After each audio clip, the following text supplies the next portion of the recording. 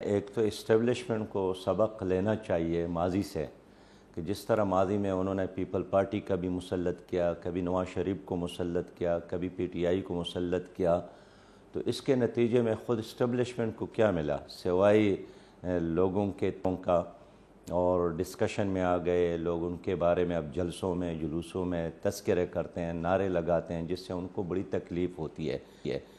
لیکن ماضی سے اگر سبق لینا ہے تو یہی ہے کہ اب وہ نہ مسلم لیگ کا ساتھ دے، نہ پیپلز پارٹی کا ساتھ دے، نہ پی ٹی آئی کا ساتھ دے، عوام کو آزاد چھوڑے تاکہ ایک آزادانہ ماحول میں الیکشن ہو جائے۔ ماضی میں جتنی حکومتیں بنی ہیں ان کے آشرواد سے بنی ہیں۔ پیپلز پارٹی آئی ہے ان کے مرضی اور ان کے سپورٹ کے ساتھ، نواز شریف کی حکومت بنی تھی ان کے سپورٹ کے ساتھ، پی ٹی آئی آئی تھی ان کے 100% سپورٹ کے ساتھ، اور یہی وجہ ہے کہ نہیں چلی۔ اور میں بڑی یقین کے ساتھ کہہ سکتا ہوں کہ اگر اسٹیبلشمنٹ کا تعاون پیپل پارٹی اور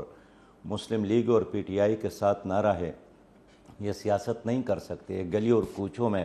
ہمارا مقابلہ نہیں کر سکتے۔ یہ فیوڈل ہے، یہ جاگیردار،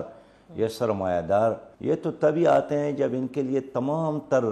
تخت پہ جایا جائے اور سجایا جائے اور پھر آ کر اس پر بادشاہ کو بٹھایا جائے، اور یہی وجہ ہے کہ جب آتے بھی ہیں تو پھر ان کی حکومت چلتی نہیں ہے۔ 20 سال مسلم لیگ نے پنجاب میں حکومت کی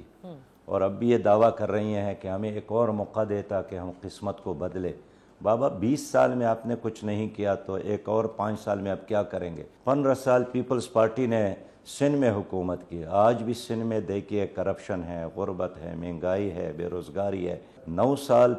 خیبر پختونخوا میں پی ٹی آئی نے حکومت کی، ان کو تو بار بار موقع ملا۔